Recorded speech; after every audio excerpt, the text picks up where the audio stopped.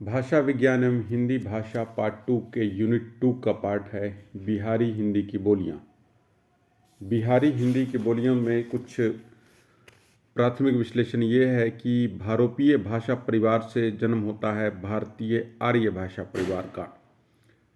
फिर भारतीय आर्य भाषा परिवार से बर्थ होता है मागधी प्राकृत का।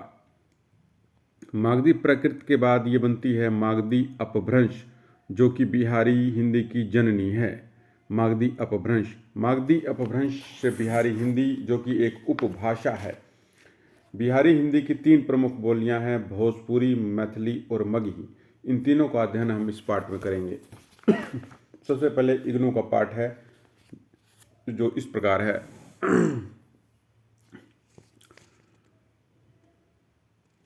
भोजपुरी, मगही और मैथिली, इन तीनों बोलियों के समूह का डॉक्टर गिरेसन ने बिहारी हिंदी नामकरण किया। बिहारी हिंदी के क्षेत्र 3 राज्यों बिहार, झारखंड, उत्तर प्रदेश तक विस्तृत है। बिहारी अपने आप में कोई बोली नहीं, बल्कि ज़्यादातर बिहार राज्य में बोली जाने वाली बोलियों के समूह को बिहारी हिंदी कहा गया है, और जिनकी उत्पत्ति जो है मागधी अपभ्रंश से हुई है। Point to be noted. आगे है भोजपुरी। भोजपुरी का नाम बिहार के भोजपुर जिले नामक एक छोटे से कस्बे के आधार पर पड़ा, जो प्राचीन काल में राजा भोज के वंशजों की राजधानी थी। हालांकि भोजपुरी का क्षेत्र केवल भोजपुर ही नहीं, बल्कि इसका विस्तार बिहारी हिंदी की अन्य बोलियों से काफ़ी ज़्यादा है।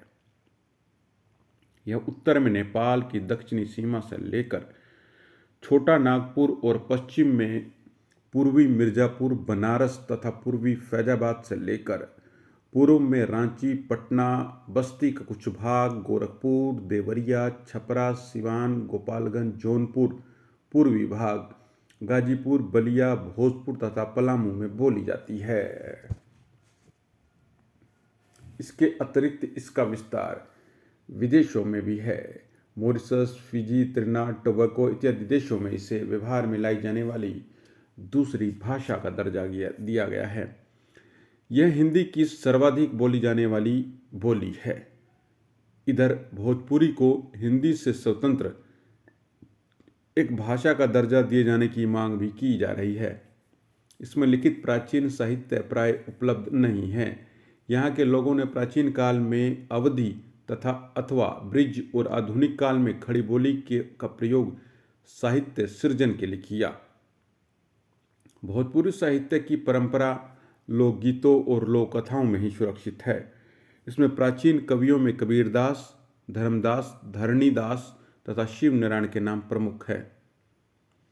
आधुनिक काल में इसमें कुछ छोटे छोटे नाटक, कहानी और कविता संग्रह प्रकाशित हुए। भोजपुरी के भिखारी ठाकुर लोकप्रिय कवि के रूप में प्रसिद्ध हैं। ठाकुर का विदेशिया अत्यंत लोकप्रिय गीति नाटक है। राहुल सांकृत्यायन ने भी कुछ नाटकों की रचना इसमें की। भोजपुरी सिनेमा भोजपुरी भाषा के प्रचार प्रसार का एक सशक्त माध्यम है। आगे हम भोजपुरी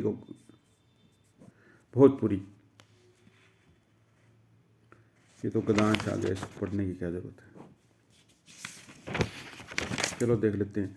एक जनो अहिर ससुराली गरे गईले, उहा रती दिया बारत रहे। ई कबो दिया बारत देखते नहीं रहले, अपने मन में कहले हो कि ना हो ई अजोरिया का बच्चा। जब उनके ससुर ने विदाई देवे लगते त कहिले, ए रउआ हम लेत त अजोरिया के बच्चे लेब, ससुर दे देहिले बाकरी। इनके मन में तबो खटक रहल। रात्रि के जब सब सूत गईल, तब ई दिया छानही और नीचे चोर दिहले। घर में आगी लगी गईल, सज्जी धन दौलत बितातिला गईल।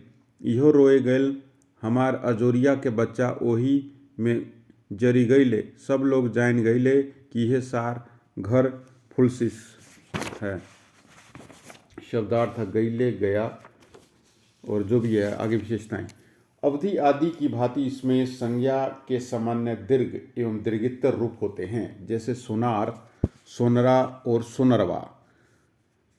अवधि आदि की भांति इसमें संज्ञा के 3 रूप होते हैं। एक है सामान्य, दूसरा दीर्घ और दीर्घतर। जैसे कि हो गया सोनार, सोनार से सोनरा और सोनरवा। व्यंग्यात्मक रूप अथवा क्रोध बोलने पर ऊ का प्रयोग भी होता है, जैसे ठकुराऊ, सोनरऊ इत्यादि। सामान्यतः संज्ञा के 2 रूप मिलते हैं, जैसे किताब का कितबिया, लड़का का लड़कवा, अवधि का लरिका, लड़का इसमें लइका कहा जाता है। इसके अतिरिक्त हिंदी में नद और नद की जगह नन और न का प्रयोग होता है। इसमें सुनर सुंदर की जगह सुनर और चांद की जगह चांद भी प्रोनाउंसिएशन होता है। इसी प्रकार मब और मब की जगह म और म का प्रयोग होता है, जैसे तामा, तांबा को कह दिया तामा, हाँ ठीक बात है।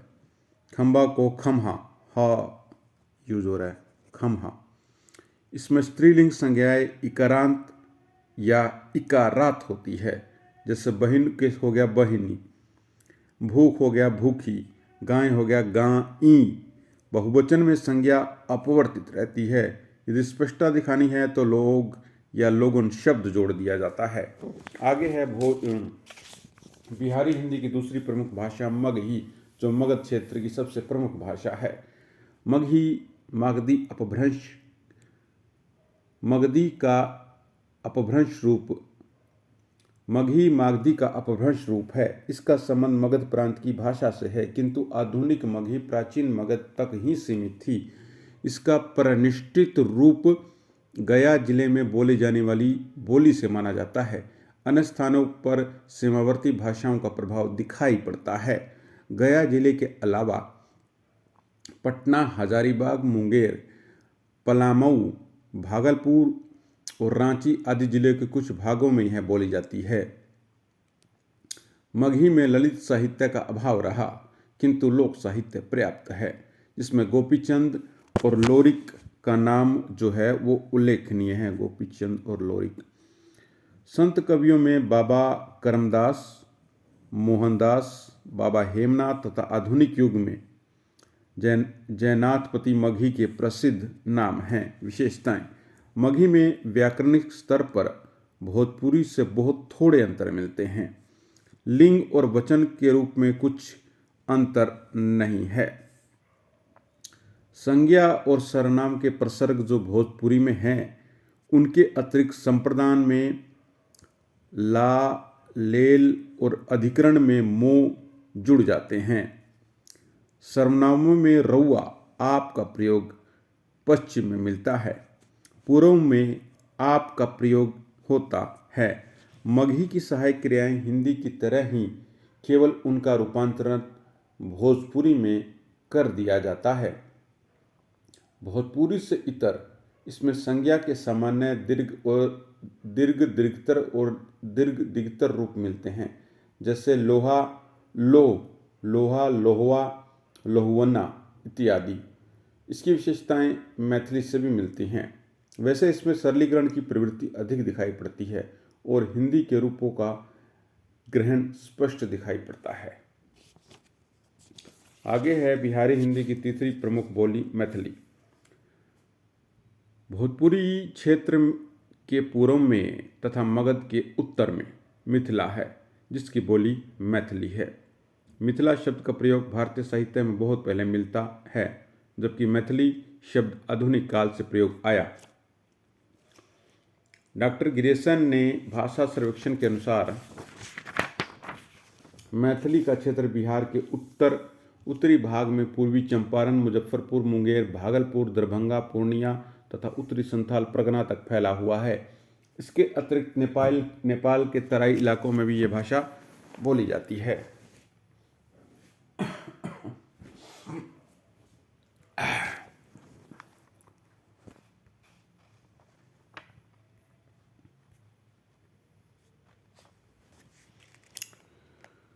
बोली जाती है। लोक साहित्य की दृष्टि से यह बहुत ही समृद्ध है। साथ ही प्राचीन काल से ही साहित्य सृजन भी होता आया है। प्राचीन मैथिली के गीतकारों में विद्यापति और गोविंद दास महत्वपूर्ण है। विद्यापति के पदों को आज भी मिथिलावासी विभिन्न अवसरों पर गाते हैं। मध्यकाल के नाटककारों में रणजीत लाल और जगत प्रकाश मल्ल, कीर्तनिया नाटक लिखने वालों में उमापति उपाध्याय, एकांगारी में शंकरदेव, संत कवियों में साहब रामदास, कृष्ण भक्त कवि मनबोध झा, आधुनिक कालीन साहित्यकार चंदा झा, तंत्रनाथ झा और हरिमोहन झा के नाम प्रमुख है। मैथिली को अब संविधान की 8वीं सूची में शामिल कर लिया गया है, जिससे इसे अब एक स्वतंत्र भाषा का दर्जा प्राप्त हो गया है। मैथिली का ये गद्यांश है, इसको गद्यांश का क्या करना है पढ़ते हैं आगे। अब इसकी है व्याकरणिक विशेषताएं। इसमें अ, ई, उ के अति ह्रस्व रूप व्यवहृत होते हैं। छ, ड़, अंग, ह स्वतंत्र व्यंजन के रूप में प्रयोग होते हैं, जैसे आडूर, अंगुली, जमुना, जमुना। इसके अतिरिक्त ऋण के स्थान पर न की ध्वनि प्रयोग होती है। श के स्थान पर स की तरह होता है। न का ला में परिवर्तन मिलता है, जैसे नंबर के लिए लम्बर, नोट के लिए लोट। इसमें उच्चारण संबंधी विशेषताएं अवधी और भोजपुरी के समान है, किंतु मध्यम श, श, स की जगह ह प्रयोग होता है। जैसे पूहप, पुष्प को पूहप, मास्टर को माहटर। अवधि आदि की तरह संज्ञा के 3 रूप घोड़ा, घोरवा और घोड़ुआ मिलते हैं। और पेज कहाँ गए भाई इसके? चलो यहीं तक था। आगे है अब नेक्स्ट पेज, बिहारी हिंदी और उसकी बोलियां। अब सही मायने में आंसर के हिसाब से जो पेपर में लिखना है उसका, वो प्राथमिक रिवीजन था। आधुनिक भारतीय आर्य भाषाओं के वर्गीकरण में बिहारी हिंदी का स्थान जो है महत्वपूर्ण है। इसका विकास मध्यकालीन भारतीय आर्य भाषा के मागधी अपभ्रंश से हुआ। भाषाई दृष्टि से यह पूर्वी हिंदी अर्धमागधी से भिन्न और बंगाली, असमिया तथा उड़ीसा के अधिक निकट है, क्योंकि इन सब का स्रोत जो है वो मागधी है। जॉर्ज ग्रेसन ने सबसे पहले बिहारी शब्द का प्रयोग एक भाषा समूह के रूप में किया था। बिहारी हिंदी का उत्पत्ति सबसे पहले भारोपीय भाषा परिवार, फिर भारतीय आर्य भाषा परिवार, उससे उत्पत्ति होती है मागधी प्राकृत की। मागधी प्राकृत के बाद इसका जो रूप परिवर्तन होता है मागधी अपभ्रंश। मागधी अपभ्रंश ही बिहारी हिंदी की मूल रूप से जननी है। मागधी अपभ्रंश, फिर बिहारी हिंदी जो कि उपभाषा है, फिर 3 बोलियां भोजपुरी, मैथिली और मगही इसके अंतर्गत आती हैं। आगे है नेक्स्ट पेज, क्षेत्रीय विस्तार।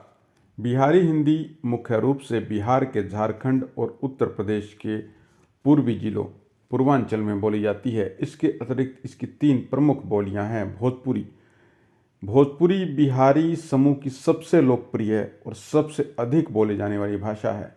इसका नाम बिहार के भोजपुर जिले के भोजपुर गांव के नाम पर पड़ा। क्षेत्र इसके है बनारस, गाजीपुर, बलिया, देवरिया, आजमगढ़, छपरा, सिवान, गोपालगंज, आरा, बक्सर, मॉरिशस और विदेशी देश में यह अंतर्राष्ट्रीय स्तर पर प्रसिद्ध है। इसका सिनेमा, भोजपुरी सिनेमा फिल्म जगत अत्यंत विशाल है। बिहारी हिंदी उपभाषा की 3 प्रमुख बोलियों में भोजपुरी सबसे महत्वपूर्ण और व्यापक रूप से बोली जाने वाली भाषा है। इसका नामकरण बिहार के प्राचीन भोजपुर आरा जिले के आधार पर हुआ, जिसे राजा भोज ने बसाया था। क्षेत्रफल और वक्ताओं की संख्या की दृष्टि से यह हिंदी की सभी 18 बोलियों में सर्वोपरि है। उद्भव और ऐतिहासिक पृष्ठभूमि। भोजपुरी का उद्भव मागधी अपभ्रंश के point to be noted, Bhojpuri का उद्भव मागधी अपभ्रंश के पश्चिम रूप से हुआ है। ऐतिहासिक रूप से इसका संबंध प्राचीन मगध साम्राज्य से रहा। यद्यपि इसका नाम भोजपुर पर आधारित है, किंतु इसका सांस्कृतिक और भाषाई प्रभाव उत्तर प्रदेश के पूर्वी जिलों तक गहराई तक व्याप्त है। जोग्राफिकल रीच, सबसे पहले है बिहार में भोजपुरी जो है वो आरा, जिसको आप भोजपुर भी कहते हैं, बक्सर, सारण, सिवान, गोपालगंज, रोहतास, फिर पूर्व और पश्चिम चंपारण में बोली जाती है। ये उत्तर प्रदेश के बनारस, गोरखपुर, देवरिया, बलिया, गाजीपुर, बस्ती, मऊ, जौनपुर, आजमगढ़ में बोली जाती है। झारखंड में यह पलामू और गढ़वा में भी बोली जाती है। अंतर्राष्ट्रीय विस्तार इसका है। गिरमिटिया मजदूरों के माध्यम से यह बोली जो है मॉरिशस, फिजी, सूरीनाम, त्रिनाद और गयाना जैसे देशों में अपनी जड़ें जो हैं वो जमा चुकी हैं। अब इसके हैं मुख्य विशेषताएं। ड के स्थान पर इसमें प्रयोग होता है र। ड अंगा है, ये तो अंगा वैसे कहते हैं। भोजपुरी में ड के स्थान पर र का प्रयोग होता है। उदाहरण के तौर पर घोड़ा, घोड़ा को बोला जाता है घोड़ा। लड़का को लड़िका, लड़का को लड़िका। ड के स्थान पर र का प्रयोग। डमरू, रमरू, ना घोड़ा घोड़ा होता है र। ड के स्थान पर र का प्रयोग, ठीक है। स्वरों का वर्गीकरण। शब्दों के अंत में आ स्वर को छोटा अ कर दिया जाता है, जैसे घोड़ा को घोरवा, घोड़ा को घोरवा। स्वरों का वर्गीकरण। फिर न का जो न और न जो यहाँ जो ण है उसका अभाव है, उसके स्थान पर न का प्रयोग है। न का अभाव है और न का प्रयोग है। हरियाणवी में न को न कर देते हैं और यहाँ न को न कर देते हैं। अब है व्याकरणिक विशेषताएं। संज्ञा का रूप। संज्ञा के 3 रूप मिलते हैं, सामान्य, लघु और दीर्घ। मतलब घर सामान्य रूप है, घरवा लघु रूप और दीर्घ रूप है घर औवा, घरौवा। अब है सर्वनाम। भोजपुरी में आदर सूचक सर्वनाम रउआ या अपने का प्रयोग विशिष्ट है। उत्तम पुरुष के लिए हम या हमन का प्रयोग होता है। उत्तम पुरुष के लिए हम या हमन का प्रयोग होता है। क्रिया। क्रिया के अंत में बा या बाटे का प्रयोग वर्तमान काल के लिए होता है। जैसे ऊ खात बा, वह खा रहा है। बा यानी क्रिया का रूप बा। क्रिया के अंत में बा या बाटे का प्रयोग वर्तमान काल के लिए होता है। भविष्य काल के लिए ब का प्रयोग होता है, जैसे हम जाइब। भोजपुरी साहित्य एवं लोक संस्कृति, लिटरेचर एंड कल्चर। लोकगीत, सोहर, चैता, कजरी, बिरहा, बारह मासा भोजपुरी संस्कृति की आत्मा है। भिखारी ठाकुर, इन्हें भोजपुरी का शेक्सपियर कहा जाता है। उनके नाटक विदेशिया ने भोजपुरी समाज की पीड़ा और पलायन को वैश्विक स्तर पर पहचान दिलाई। सांस्कृतिक पहचान। छठ पूजा के गीत और विवाह के गीत, जिसे गाली गीत भी कह दिया जाता है, भोजपुरी की अपनी मौलिक पहचान को बताती है। वर्तमान स्थिति। वर्तमान में भोजपुरी जो है वैश्विक स्तर पर सिनेमा और संगीत के माध्यम से काफ़ी लोकप्रिय है। हालांकि इसे अभी तक भारतीय संविधान की 8वीं सूची में स्थान नहीं मिल पाया है। अश्लीलता का बढ़ता प्रभाव इसके लिए बेहद ही चिंता का विषय है। निष्कर्ष। भोजपुरी केवल एक बोली नहीं बल्कि एक विशाल संस्कृति की अस्मिता है। मागधी अपभ्रंश से विकसित होकर आज यह करोड़ों लोगों की अभिव्यक्ति का माध्यम है। इसकी मिठास, जीवंतता और लोक साहित्य इसे हिंदी उपभाषाओं में एक विशिष्ट और गौरवशाली स्थान प्रदान करते हैं। अब हम पढ़ेंगे मैथिली के बारे में। बिहारी हिंदी उपभाषा की 3 बोलियों में मैथिली भाषाई और साहित्यिक दृष्टि से संपन्न और समृद्ध है। यह प्राचीन मिथिला प्रदेश की भाषा है जिसका सांस्कृतिक इतिहास अत्यंत प्राचीन और गौरवशाली रहा।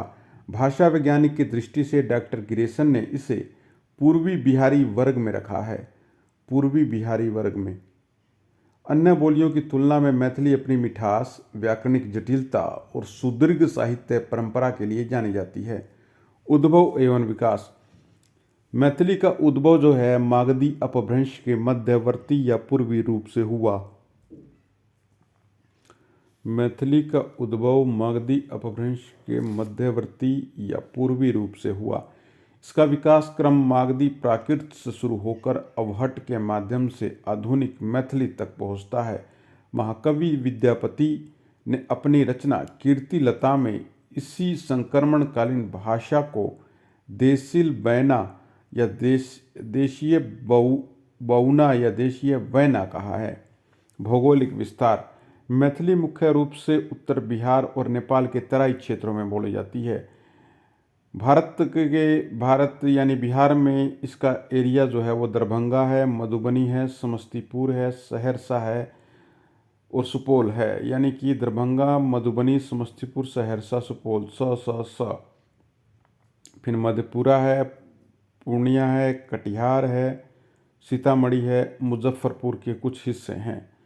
नेपाल के दक्षिण क्षेत्रों धनुषा, सप्तरी, सिराहा आदि में यह दूसरी बड़ी भाषा है। नेपाल के साउथ डिस्ट्रिक्ट में धनुषा डिस्ट्रिक्ट, सप्तरी और सिराहा दूसरी बड़ी भाषा के रूप में प्रचलित है।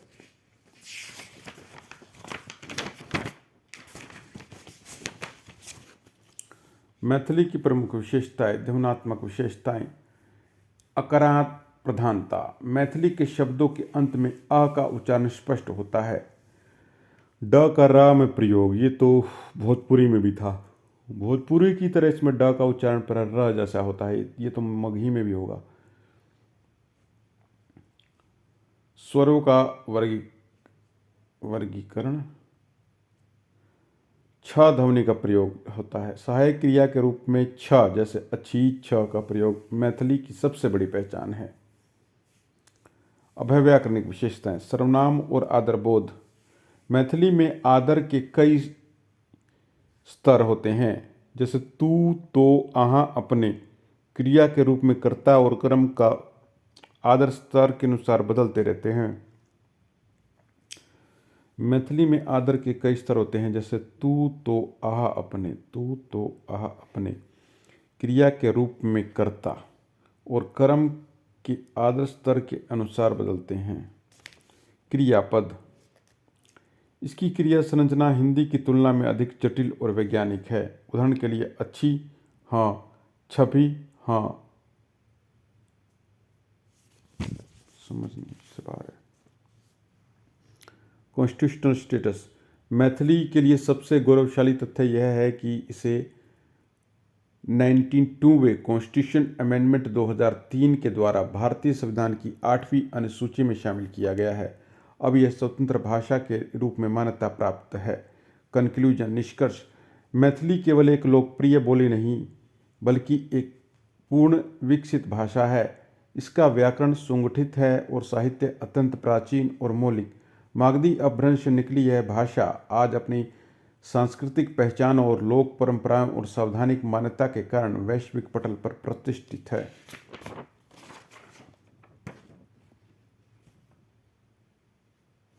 ये किसका पाठ आ गया?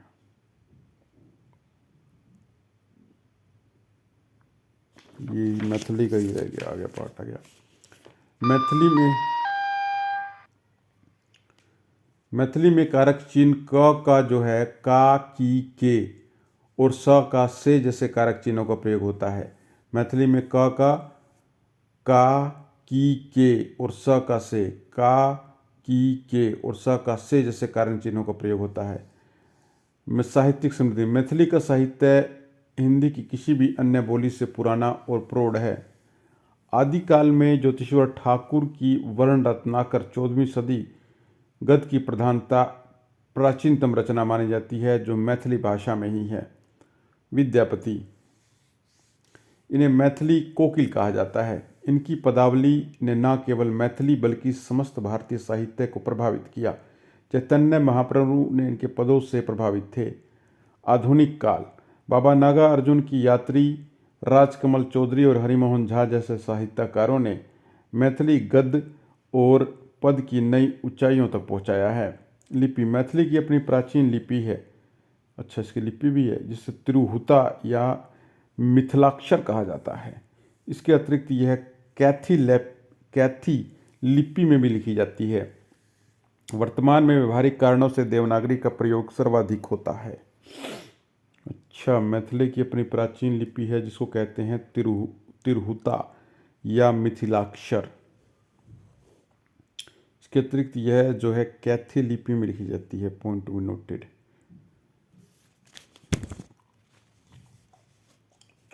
अब आ गया मगही। बिहारी हिंदी की 3 प्रमुख बोलियों में मगही और मागधी ऐतिहासिक और सांस्कृतिक दृष्टि से अत्यंत महत्वपूर्ण है। मगही शब्द का सीधा शब्द प्राचीन मगध साम्राज्य से है। यह उस क्षेत्र की बोली है जहां मौर्य और गुप्त जैसे महान राजवंशों का उत्कर्ष हुआ। भाषा वैज्ञानिक वर्गीकरण में डॉक्टर गेसेन ने इसे पूर्वी बिहारी वर्ग के अंतर्गत मैथिली के साथ रखा है, क्योंकि इन दोनों में व्याकरणिक समानताएं अधिक है। मगही और मैथिली में उद्भव एवं विकास। मगही का उद्भव जो है मागधी अपभ्रंश से हुआ। यह प्राचीन मागधी प्राकृत की सीधी उत्तराधिकारी मानी जाती है। ऐतिहासिक रूप से संस्कृत और पाली के बाद जो जनभाषा मगध क्षेत्र में विकसित हुई वही कालांतर में मगही कहलाई। बुद्ध और महावीर के उपदेशों की पृष्ठभूमि भी इसी भाषाई क्षेत्र से जुड़ी है। भौगोलिक विस्तार। मगही मुख्य रूप से मध्य बिहार के जिलों में बोली जाती है। मुख्य केंद्र है इसके पटना, गया, नालंदा, नवादा, जहानाबाद, अरवल और औरंगाबाद। अन्य क्षेत्र मुंगेर, लखीसराय, शेखपुरा, जमुई, भागलपुर के कुछ हिस्से हैं।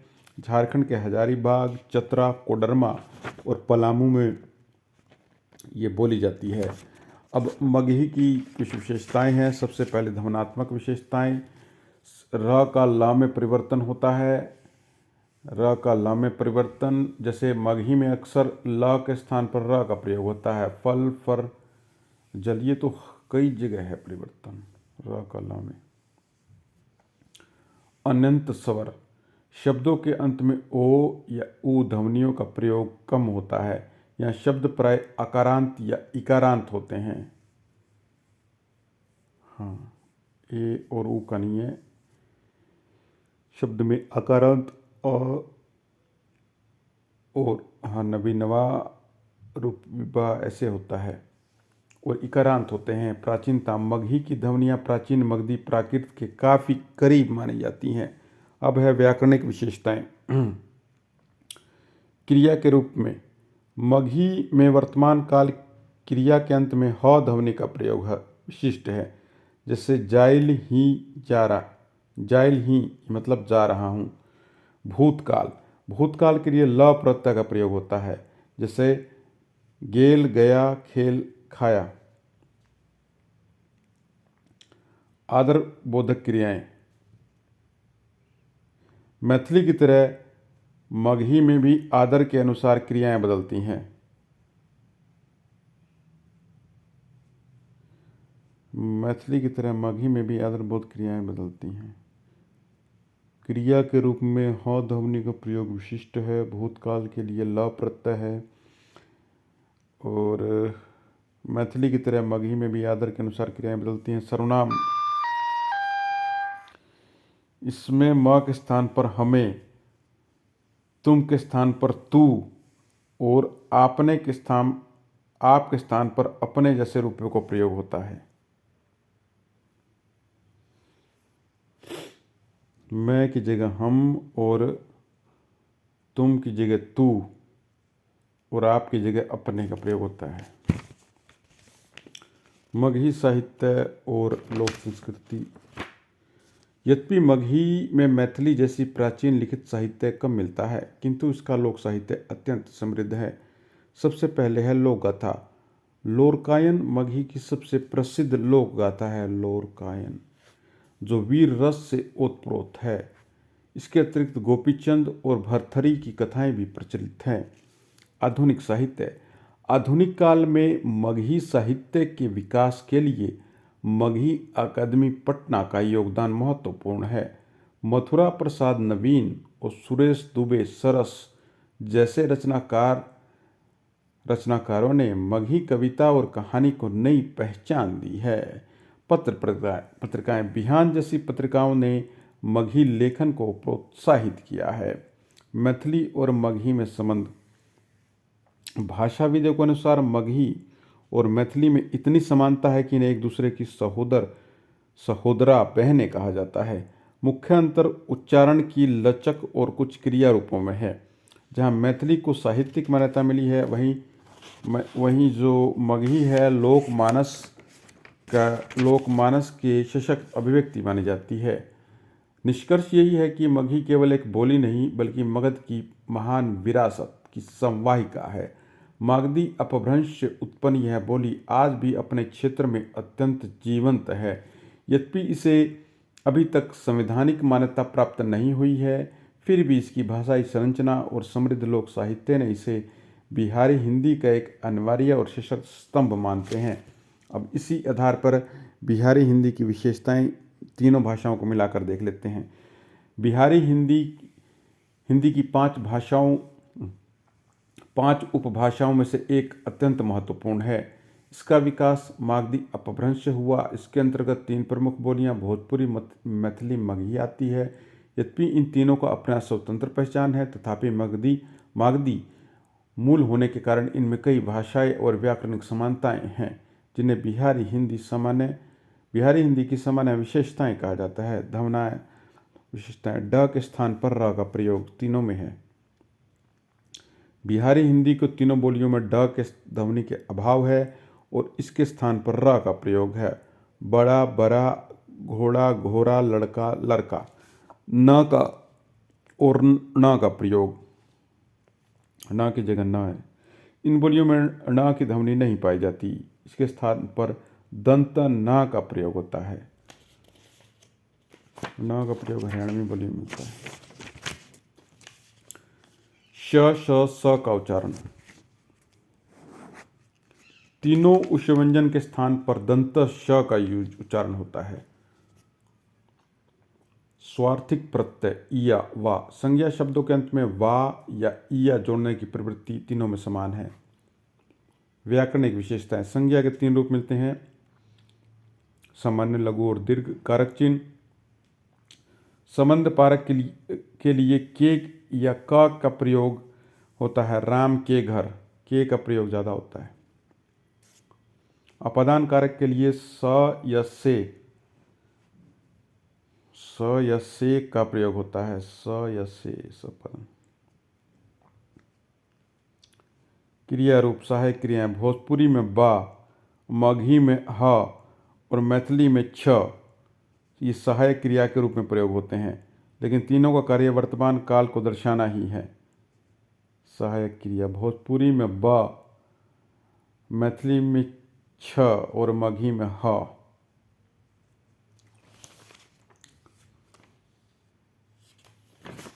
साहित्यिक और सांस्कृतिक।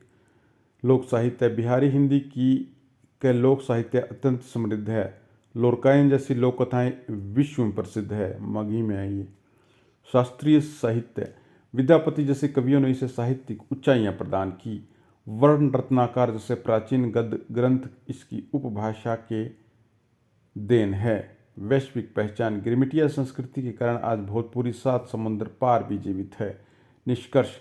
बिहारी हिंदी मागधी अपभ्रंश की एक जीवंत उत्तराधिकारिणी है।